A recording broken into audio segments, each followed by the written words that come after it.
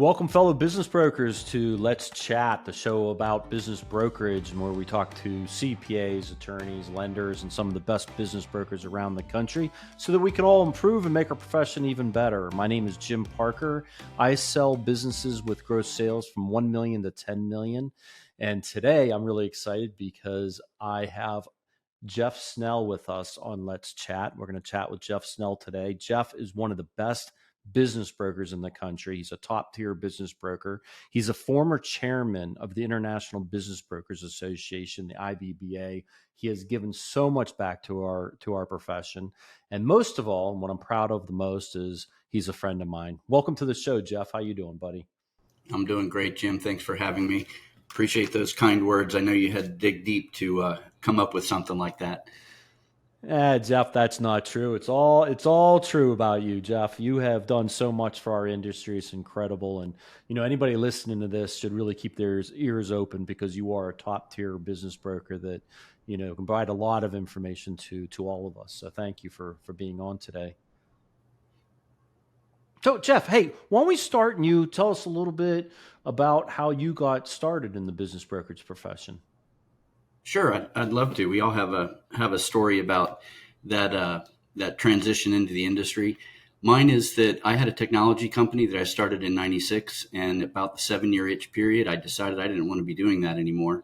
So I reached out to a business broker and didn't have a very good experience. So I replaced him with another business broker, and again didn't have a very good experience. But he did ultimately introduce the buyers, and we got that transaction done in 2003. So there was a local business magazine called Business Leader Magazine that heard about the transaction and wanted to do a story. So we did that. And when we were leaving the photographer's studio, one of the buyers asked me what my plans were. And I didn't have any plans, honestly, because I had just come into more money than I had ever had in my life. And I was fairly comfortable. I didn't feel like I needed to do anything immediately. But I asked him why he was asking me that question, because I thought it was an interesting question for a buyer to ask a seller under those circumstances. And he said, well, we looked at 9 different businesses, and 5 of them were represented by business brokers. And every single time, the business broker either did something or didn't do something that screwed up our deal. And your business broker effectively disappeared after the initial introduction, and you carried the water all the way to closing. We didn't have any arguments. We didn't have any friction. You managed a smooth process, and we think that you should be a business broker.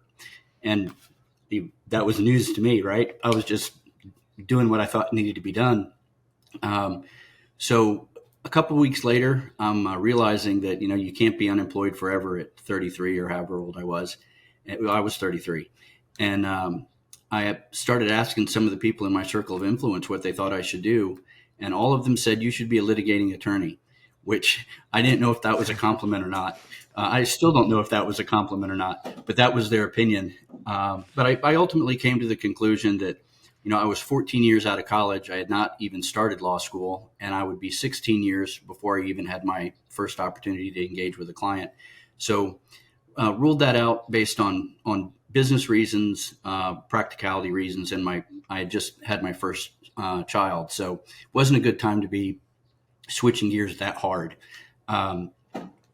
So that's really was the genesis of business brokerage. My story is a little bit different than yours in that I joined the IBBA before I was a business broker.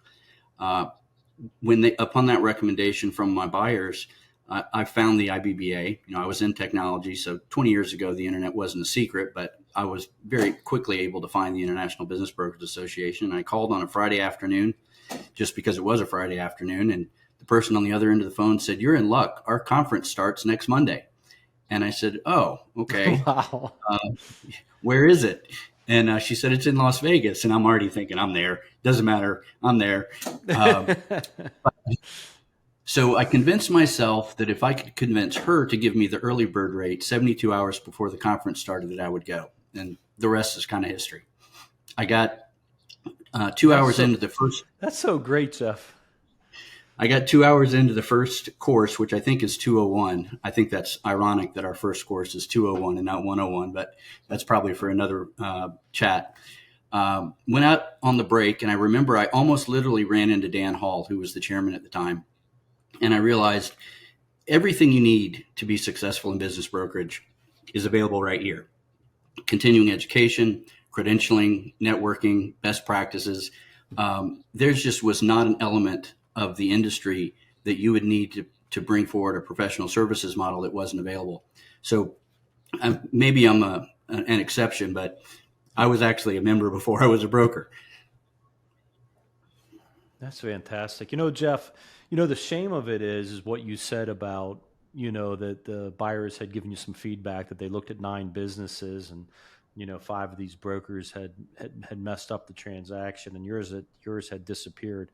I do a lot of instruction. And I'm not kidding you. I'm not exaggerating. I've probably instructed a couple hundred brokers brand new to the industry through the Business Brokers of Florida and a little bit into the IBBA. I mean, here in Florida, every new BBF member has to go through orientation. And I always ask the question, what made you guys, and we go around the room and I have them introduce themselves. And part of that introduction is, what made you get into business brokerage? And I can't tell you how many times I've heard over the years people saying I got into it because I had a bad experience with a business broker. And it's a real shame because, it just puts a big black eye on our entire industry. And I think that's why, associations like the BBF and the International Business Brokers Association and the education and things like that, those, I think the brokers that belong to that and have the credentials and have taken a lot of education, they're doing a great job. But, it's a shame that there's so many brokers out there that just do a bad service. It's horrible. It's not only horrible, it's unfair. One of the things that drew me to the industry is that as a small business owner, I was dealing with decision makers, usually the owner, but certainly someone in the C-suite, about fairly high ticket items, their IT infrastructure, and I enjoyed working with those C-suite type individuals. And moving into business brokerage, of course, you continue to do that. But the difference is when you're representing a business owner in the sale of their business, in virtually 100% of the cases, you're representing their most valuable asset. And if you're not willing to take the time and effort to do it the right way, commissions aside, you really have no business in the industry because you can do significant lifelong damage to a business seller if you don't know what you're doing and if you don't have the resources to learn, even if something comes up for the first time that you need to address. This is not And an a industry buyer where as you well. wing it. No, it's not. Oh, And a absolutely. buyer as well. And you Yeah. need that mentorship too. I mean, you need the classes and the education, and I mean, but you also need that mentorship. This is not something that you learn in 2 or 3 months. It takes years. Or So you two or need three the years for that matter. Yeah. yeah. Or No, yeah, two or you're three. right. But one of the things that you demonstrate personally and in your professional life, and I think this is a very fortunate thing and something that newer brokers that are listening to the podcast might find interesting or information that could help them make a decision about whether or not they want to enter this profession is this is an industry, especially within the IBBA community, that is extremely supportive. So it's not like, oh, we have a new business broker across town. I'm going to do everything I can to push him down and prevent him from being successful. One of the best business brokers in the state is across town from me, and we talk on a regular basis. We go to lunch together on a regular basis, and when we do that, we're helping each other. I think the cliche is the sword sharpening swords. So if you're thinking about this industry and you're unsure about how you're going to become a professional services practitioner, just know that there is a great resource within the IBBA community that if you ask for help, you're going to get it. Yeah, you're absolutely right. I mean, it's amazing, and I always say this all the time. And you're probably sick of me saying it, but when you go to these IBBA conferences, it's not just the wonderful workshops and the coursework that you take, and you learn all that information from going to those classes and those workshops. But I think just as valuable is after hours, hanging out at the bar or just hanging out with other business brokers from all over the country. It's because you learn so much from the other brokers that are there as well. And what's wonderful, like you said, the brokerage community, for the most part, maybe not everybody, but for the most part, everybody kind of Yeah. wants to help each other out. And I think it boils down to that those of us that really, have been doing it a while, know what we're doing, realize that not that there just isn't enough of us doing what we do.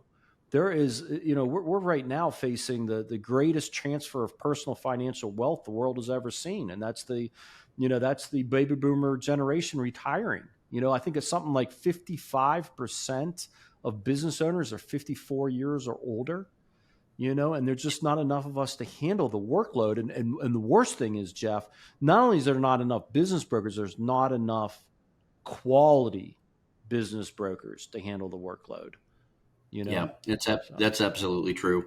I remember when I was chairman in 2019, I was on the stage and um, kind of nervous talking to, I think that year we had about 600 people in the room. And I made an offhand comment that I've repeated many times because it turned out to be a smarter comment than I am, which was, look to your right, look to your left. That's not your competition. The competition is the business owner who doesn't know any of us exist. 50% of business owners, by my estimation, have never heard of a business broker. And the flip side of that coin is the 50% that have probably had a bad experience. So there's a fertile environment, or target-rich environment for men and women to come into this profession. As you said, participate in the IBBA. I agree with you completely. The education is foundational, but all of the other things that are wrapped around that, private best practices groups, just having relationships like you and I do, and exercising that open-minded, pretty friendly community of what from the outside might look like fierce competitors. yeah, you're right. And I feel bad for the sellers out there because, there is a vast majority of the brokers that are dropping the ball. And then the ones that don't even know about the industry, and they're trying to sell the businesses on their own. I mean, that becomes a disaster in itself. So, it's just a shame. What certifications do you have, Jeff? Well, I want to start by exposing my bias. You know that I'm the credentialing chairman for the International Business Brokers Association. I've been on the committee since 2015 and the chairperson since 2017. So I think the CBI is a critical component of any business broker's practice. I'm a lifetime CBI. In our sister organization, Merger and Acquisition Source, I have the Merger and Acquisition Master, Intermediary, M&A-MI, and then through Kennesaw State University and M&A Source, I'm a CM&AP, certified M&A professional. So I've got those three certifications as well, and we're both working on our MCBI, our master's certification. So that's kind of cool. Very Which is excited great about news. that. I think we have three sessions left, if my math is Yep. right. Yep. And there'll That's only be been a 20 of us fantastic in the program. entire world that will have that, which is amazing. Well, fortunately, So the association is going to be bringing on another cohort and might be running some in parallel starting next year. So those more experienced certified business intermediaries will have an opportunity to grab that rung and climb up.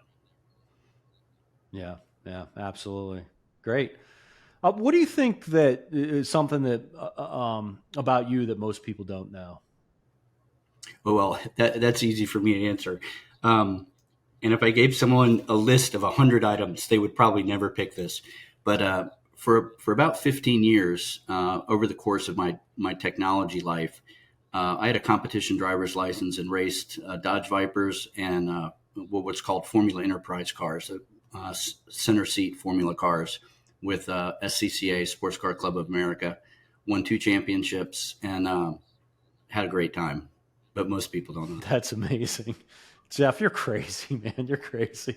That is Hey, awesome. I've been Uh, skydiving too. If I get a bonus point for that. Really? That you'll never see me do that. I am petrified of heights. So you'll never see me doing that.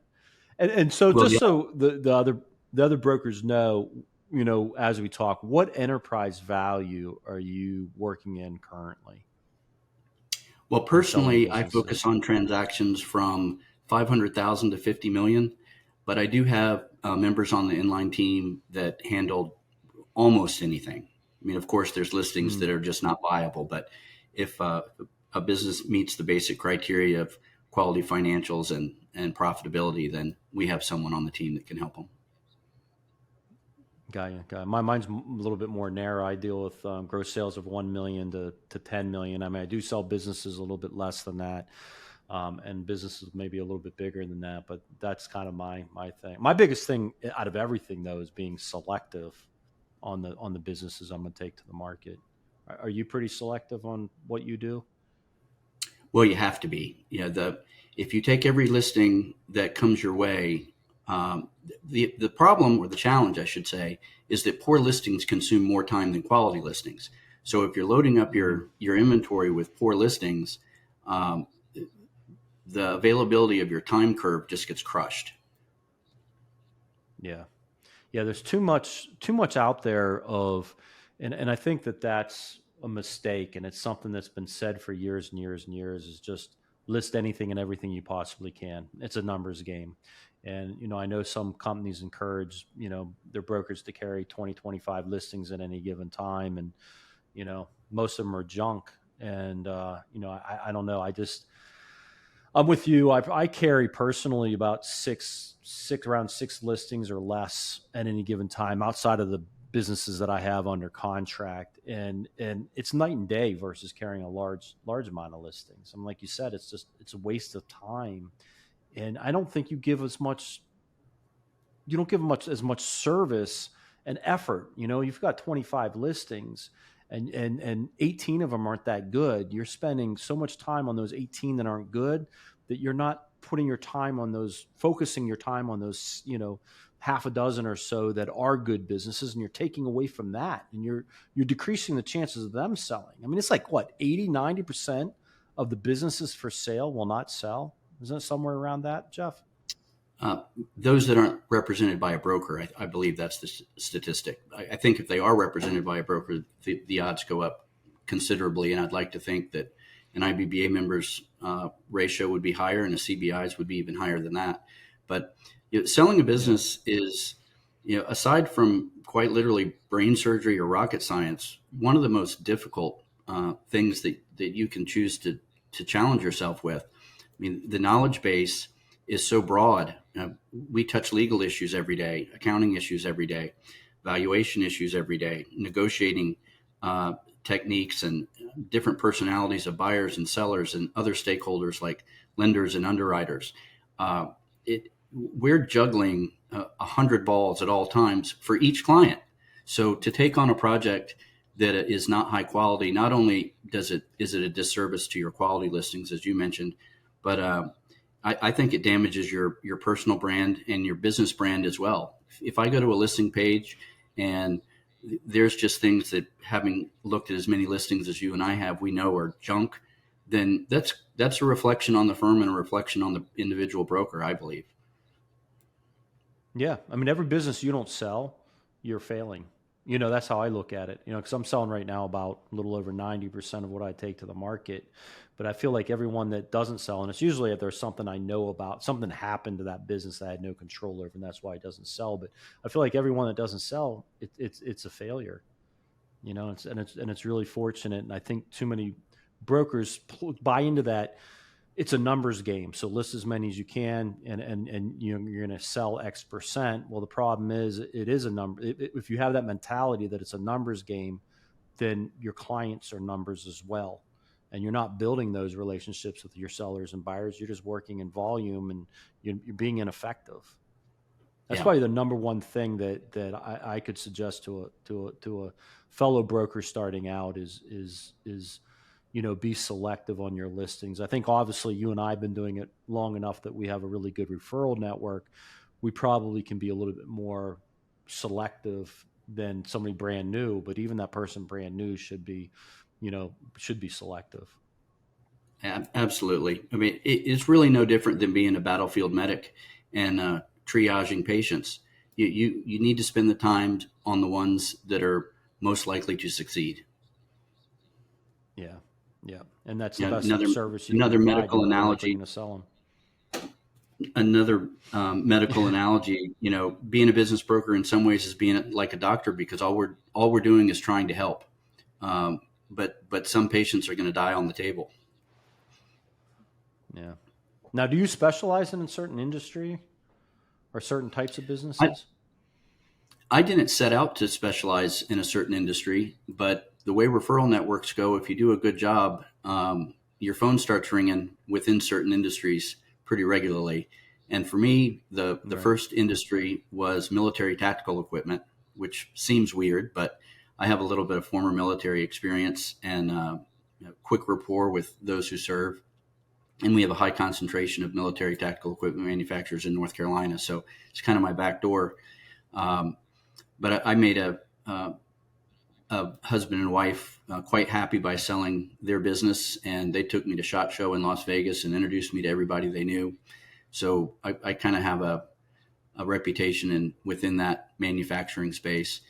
And second to that, still related to manufacturing, CNC and sheet metal fabrication seem to be on the other end of the phone more times than not.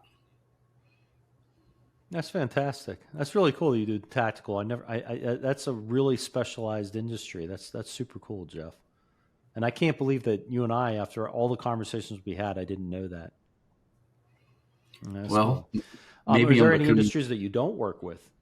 Oh, I'm sorry. Go ahead. well, I was going to say, maybe I'm becoming more humble in my old age. I know I need to be. Are there any industries that you don't work with? There are, and it really ties back to the last question you asked when we were talking about being selective in your listings. This is part of the selection process for me, and this is specific to me. Again, I'm not representing the firm when I make this comment, but I don't work with hotel motel. I don't work with convenience store gas station, and I don't work with coin operated anything, laundromats or car washes. I think this is another important message to maybe some of the newer people or people considering the industry. I don't work with any business that I don't have a fundamental understanding of how they work, what product they provide, or what service they provide. So for me, that excludes anything pharma. I don't have a biology background or a science background.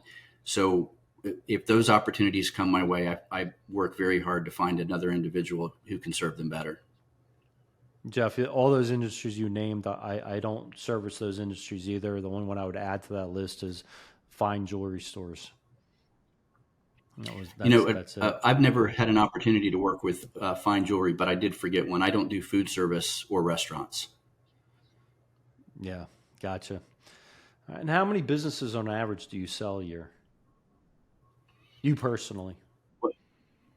Yeah, so this industry is so unpredictable. Over the last 20 years, I've averaged between a low of 4 and a high of 11, maybe 12. I think it was supposed to be 12, and one of them pushed to the next year, which crushed me because I always wanted to say I had one a month, even though they weren't one a month. It would have averaged that. Right, right. And for those people that are listening, you got to remember Jeff does some big deals. So when he's saying 4 to 11, that's the size deals he's doing. That's really good. Kudos to you, Jeff. What is Well, now? I'm curious to know this, Jeff. What is the most challenging deal that you've ever worked on?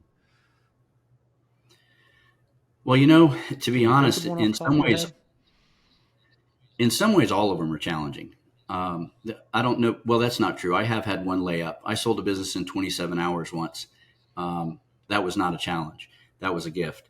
Um, but there's really not one. I can think of one that did not close that was a real challenge, a real challenge. It seemed like every time a fire went out, two more started. So I don't have one in particular that closed. My deals don't almost fall apart. They disintegrate, burst into flames, turn into ashes, blow across the globe, and then I'm expected to put them back together. Most times fortunately, that works. The vast majority of cases, it works because we're prepared for these challenges. We've been around the block enough to anticipate what could happen and head it off before it does. And if for some reason we're surprised and something jumps up in front of us in the middle of the night, we're not flat-footed and can deal with it. But there's not I don't think I've ever pulled a rabbit out of a hat on a deal that actually closed. Jeff, I think what you said that about the deal completely. I forget how you worded it. It was really good. It's really I colorful. made it up. I But couldn't do how it the again. deal. But that's how that's what I think separates a great broker from a good broker. Is a great broker being able to keep that deal together.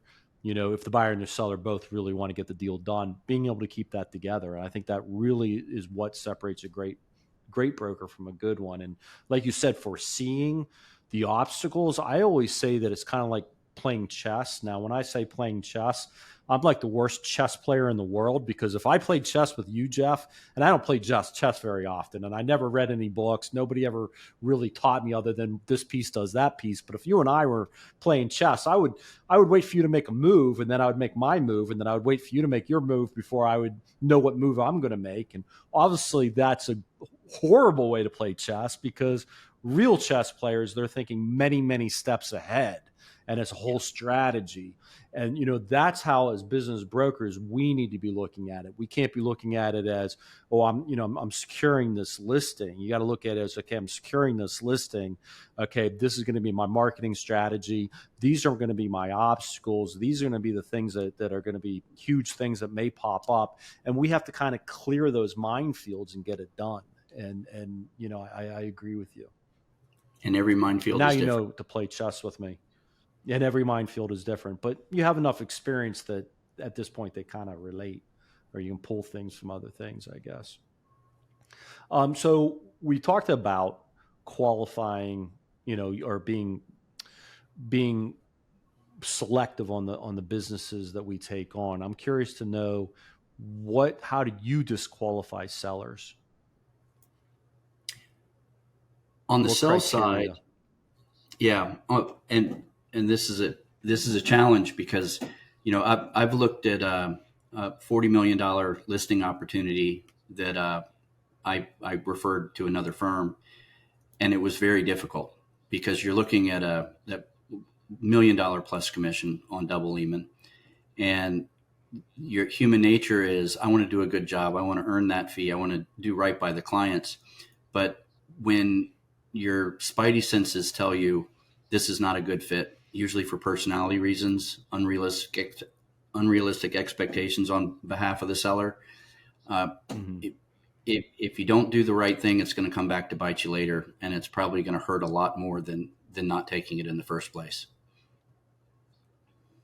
Yeah, we could sit here and we can name things like, the business has got to be in business for X amount of years, and, the financials got to be clean, and, blah, blah, blah, blah, blah. But, I like how you answered that question, Jeff, because that's a big one for me, is the personality of the seller. I always say, when you're selling a house, and I don't sell houses, but when you're selling a house, nobody cares. The buyer doesn't care who the seller is. When a buyer is buying a business, they have to like and trust the seller. And first of all, if I don't like and trust the seller, the buyer's not going to like and trust the seller. And also, I don't want to be in a situation where, if I don't trust the seller, there's probably something unethical that I'm worried about with that seller, and I don't want to be involved in that kind of scenario.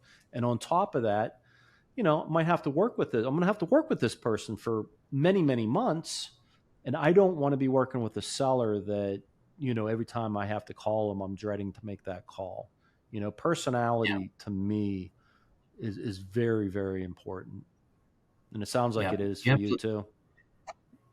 It is, and I think everyone that runs in the circles would agree that uh, over the years you develop spidey senses, and you got to Yeah. trust them. And sometimes it's really hard. I mean, it's really hard. I'll share a short story. This was one of my first 8-figure deals, and the seller, who was a younger guy, I mean, younger than me, but not in his 20s, probably in his late 30s, was obviously going to be coming into more money than he'd ever seen. And I was on the cell phone with him. We were within a week or 10 days of closing. And I'm walking circles on the back patio, talking to him. He's angry, not getting what he wants. Deal isn't up to his standards, although it was a fantastic deal. And the buyers were a private equity group, and they were not willing to put him on their health plan because he wasn't going to be a long-term employee. He was just going to be there for a transition period. So we were talking about a maximum of 3 months, maybe 6 months of health insurance expense. And I won't name the buyer's name, the seller's name. But he said, Jeff, if they're not willing to do the healthcare, tell them it's off. And my spidey senses said, I'm not going to play this game. And I said, okay, and hung up. And I waited. I waited for about 10 seconds. That's all it took. The phone rang, and he said, Jeff, what happened? I think we got disconnected. And I said, no, we didn't get disconnected. I'm calling XYZ private equity group to tell them the deal's off. He said, oh, no, don't do that. No, don't do that. I'm willing to do the deal. Tell them we'll go without the health insurance. And while I was smiling like you are, I was also sweating bullets as big as basketballs because I didn't know if he was going to call back or not, But my spidey sense said, don't play this game, because if you play this game, the games are never going to stop. And there was no more pushback on any issue after that, because I think he realized that's the line in the sand, and we're not going to play those games. These little issues that sometimes people come up with are ridiculous. A few years ago, I was working with a buyer, and the other broker was working with the seller, and it was like a $2 million deal, and we were going to be. So they were one of the top producing franchises in the country, and because of that, they got the husband and wife were going to be able to go on a cruise. Well, we were going to close before the cruise actually took place, and the wife did not want to follow through with the closing because she wanted to go on that cruise. She wanted to delay closing like 5 months just so she could go on a cruise. And I'm like telling the other broker, I'm like, listen, it's a $2 million deal. What's a cruise? I mean, for like $10,000, you can go on the cruise of a lifetime. I mean, That's right. I don't know. Sometimes what these people come up with is just out there. Yeah. Well, that's another interesting component of what we do. And when we're talking about buyers and sellers, as a new broker, I didn't realize that there's other people in the background that can carry significant weight. Spouses or stakeholders, whether you like it or not, they don't have to be on the cap table to be able to change the direction of a deal. They're just as important as the lender, the underwriter. If there's another broker, they definitely have sway, or can absolutely. have sway. That's a good point.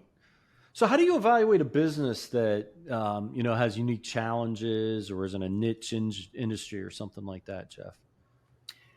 Well, unique challenges. Every business has a unique challenge. I haven't come across a perfect business yet, and I think if I do, I'm not going to take the listing, because if it's perfect, who wants to buy it?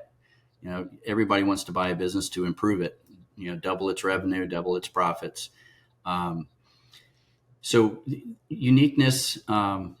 We could probably take that conversation in 50 different directions, but this is probably something you're not expecting to hear from me.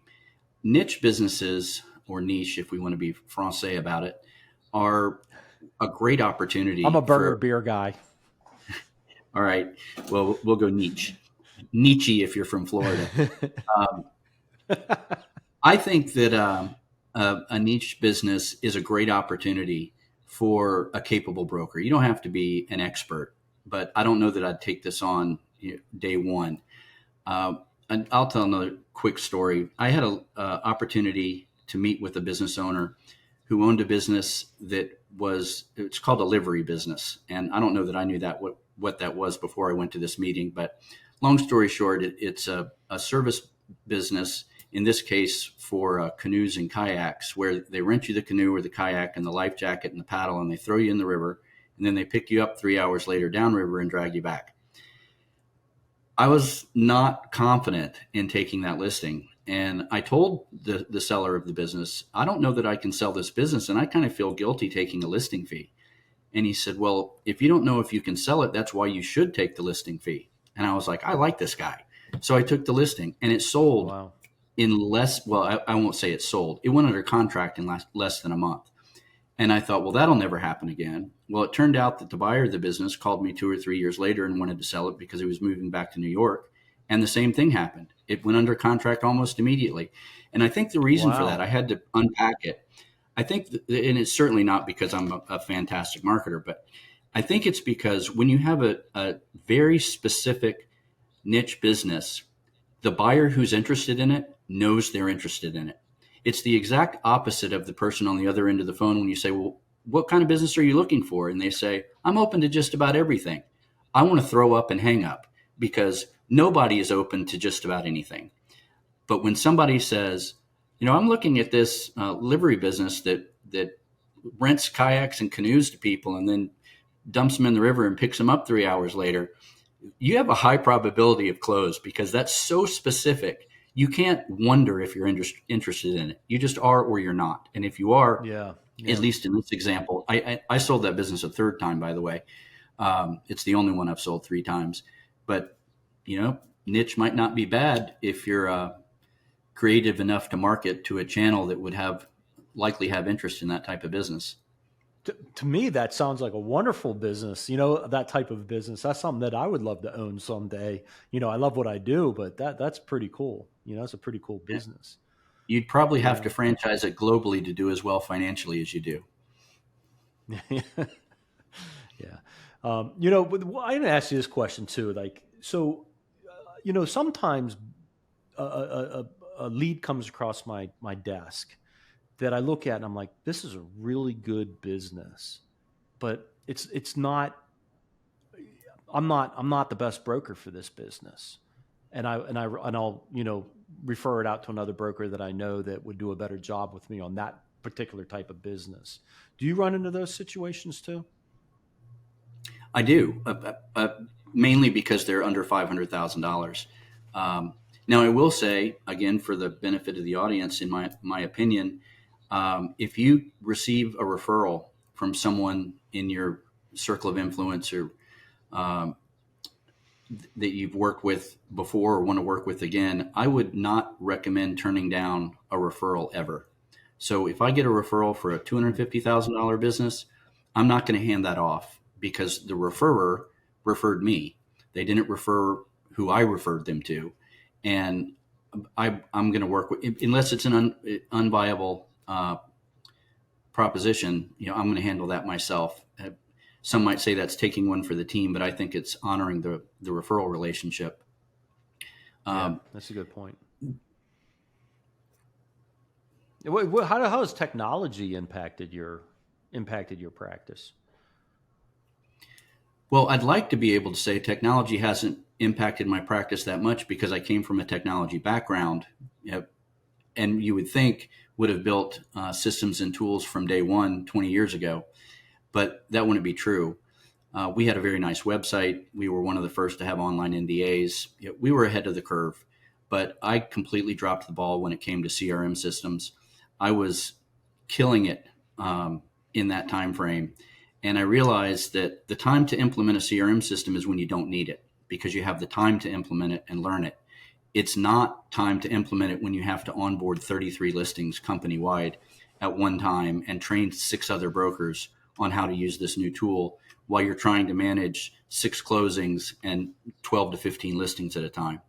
I muscled through that during COVID. Maybe COVID was a lifesaver for me because it did slow down things enough that I could pull the trigger on that.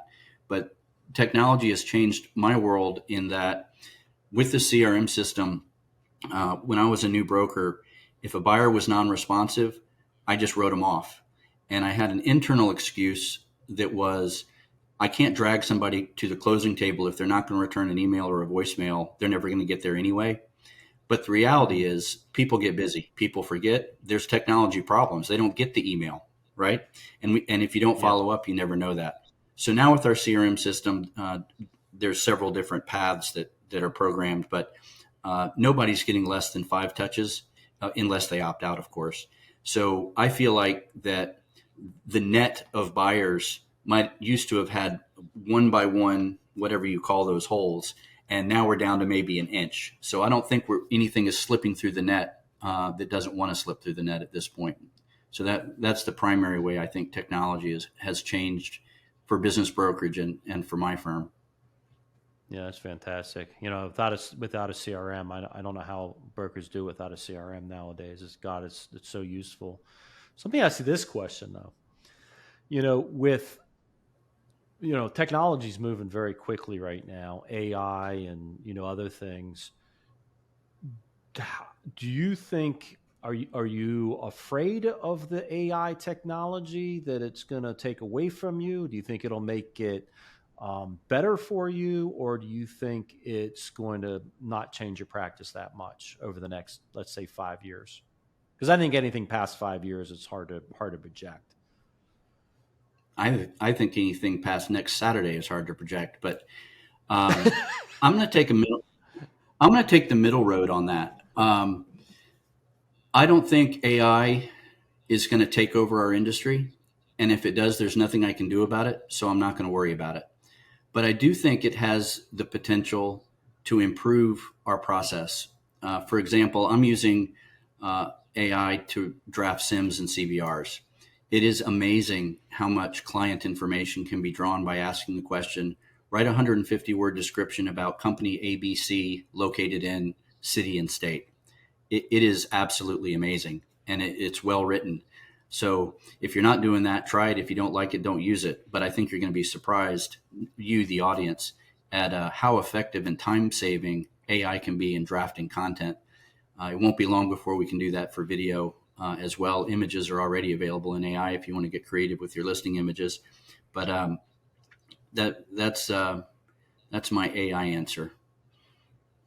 No, that's fantastic. And I want to say this to the audience too, because I think that technology does really improve our efficiency and our effectiveness as business brokers. And I think that you have to stay on top of the technology because you can get outdated very quickly. Like I think all of us need to stay really on top of AI and how AI can help us. And those that don't could fall away. I mean, you could end up being the difference between using a computer and using a typewriter.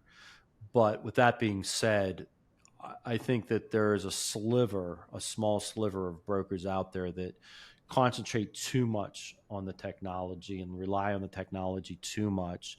This is a relationship business, and you always got to keep that relationship, part in the business. Do you agree with that, Jeff? I do. That's why I'm not concerned about it taking over. Will there be business transactions that are done in a way that you and I can't even envision today? Of course there will be, because people do things just to say they were the first or they did it that way. But I think the mainstream relationship-based transactional support is going to remain the norm. And those that use new technologies as a tool and not a crutch will continue to be successful. Cool. So how do you keep up with best practices? How do you stay current with best practices? Well, it's central around IBBA membership. The workshops and the breakout sessions at conferences are almost always on best practice topics because they're cutting edge. They're too new for an educational course, or they're not appropriate in length for a course. But a best practice could be just one little tweak I could share in a sentence or two. And that's how, as you mentioned, sitting at the bar, taking somebody out to lunch or dinner at a conference, you can glean best practices that you would never expect. They come at you pretty rapid fire at a conference, but I'm a member of your head's spinning. Yeah. When I mentioned I was in technology, we had an association that was led by the largest distributor of technology products in the world called Ingram Micro, and they had a select group of resellers that they would have an annual conference with. And I remember running one of those sessions and saying, my goal is if you can just take one thing away from this, it's worth your entire trip. And when I transposed that to an IBBA conference, if you don't get like one thing every hour, you're probably either asleep or outside smoking. I don't smoke, but well, actually, those people outside smoking are probably getting it too. But yeah, there's anybody who's watching this is like, why do these people keep going on and on and on about these conferences? Well, I'm telling you, it's because they're that freaking awesome. You got to go to one, and you'll become an evangelist. Yeah, you'll become an Yeah, they evangelist are. too.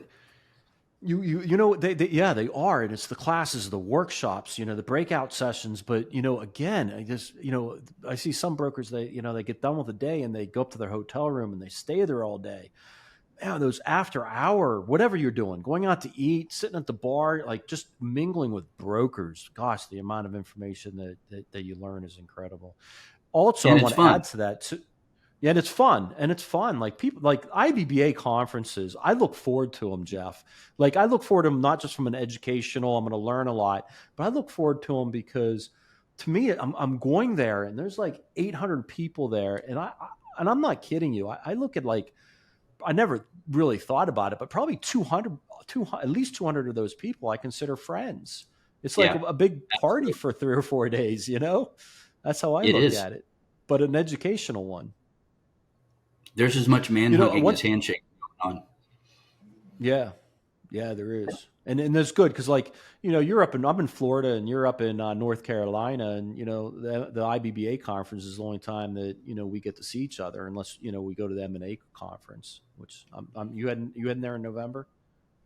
Oh yeah, that's a You quick go, yeah, drive for yeah, me. oh yeah, it's in North Carolina, yeah. And I'll put a little shout out. We're doing a work. I'm leading a workshop there. So if you want more of me, I can't imagine anybody who would. But if you want more of me, and you're going to be at the M&A conference coming up in September, then look out for my workshop.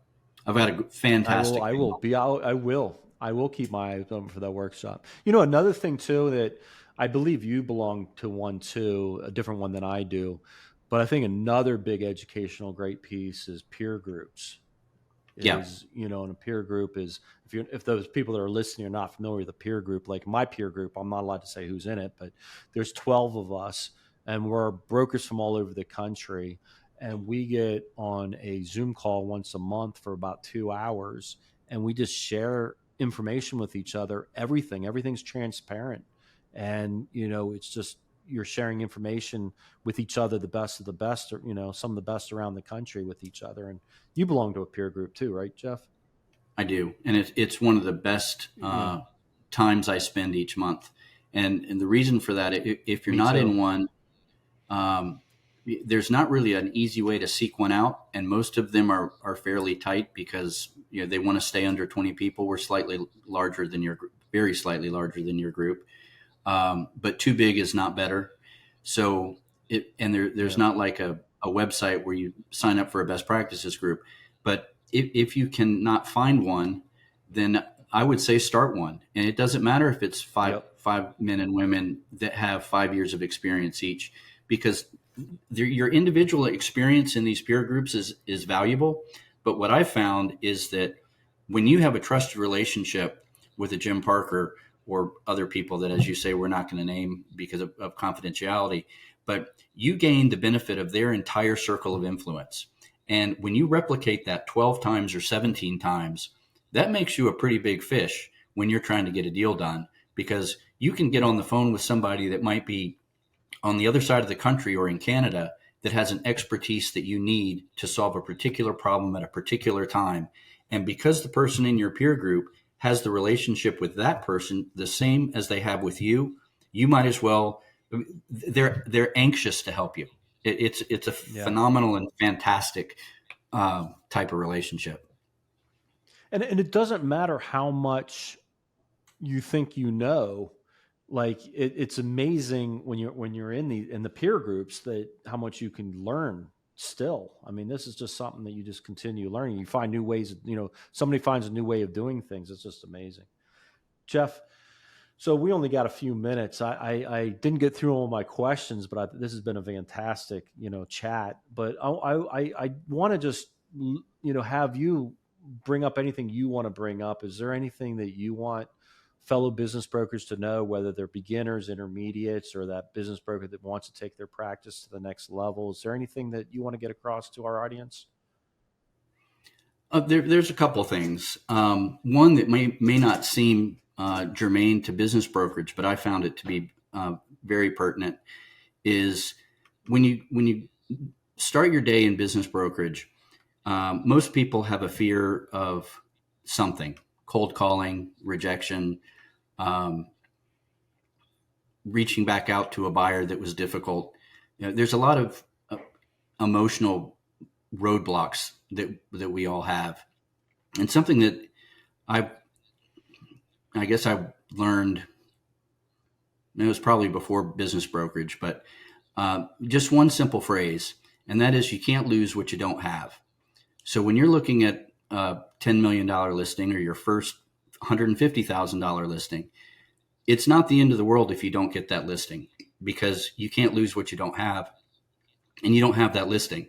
So I think that when somebody's capable of internalizing that, I think it raises your confidence level. And I think outwardly people perceive that confidence level. So that's just kind of a high level general word or piece of advice that might elevate your game across the board, both personally and professionally. My first wife said that if I didn't have that mentality, she would have never married me. She said that confidence was one of the most attractive things about me. Well, obviously, because you're looking at me and there's not much to sell there. But getting specific into business brokerage, we touched on this earlier. Don't take every listing you can get. I know, because I was there. I had no listings when I started. Everything looks like a nail when all you have is a hammer, but don't swing it, because you'll regret it. You'll realize you didn't hit the nail, you hit your thumb. So be very selective in your listing process. And then lastly, every deal has some hair on it. As I said before, there is no perfect business.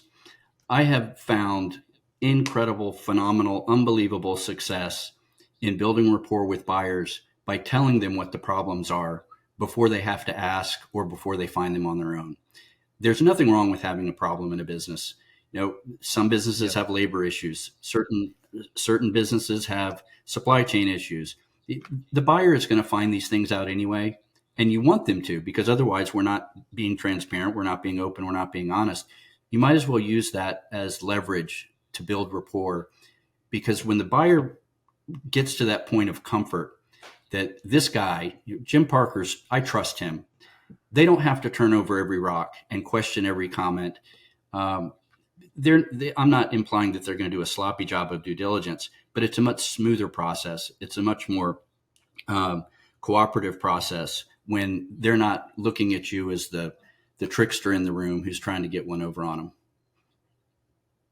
That's fantastic. That's really good advice, Jeff. It really is. Jeff, I really appreciate you taking your time out of your very busy schedule to sit down and chat today. Thank you so much. No, it's an honor to be asked.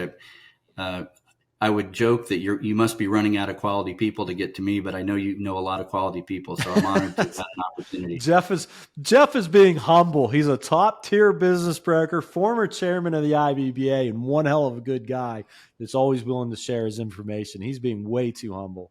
Anybody that knows Jeff has the utmost respect for this guy. For those of you guys that are listening, I really appreciate it. I really do. I think this is a fantastic industry, and I think together we just can keep improving this industry. And if you could do me a favor, if you're watching these videos and you feel like you're getting something out of it, do me a favor, if you don't mind, if you could like the video, if you could make a quick comment on the video, and obviously if you could subscribe to the video, it would be greatly appreciated. And if you subscribe, you'll make sure that you don't miss any as well. But until I see you next time, thank you so much, fellow business broker. Have a good day. Thanks, everyone.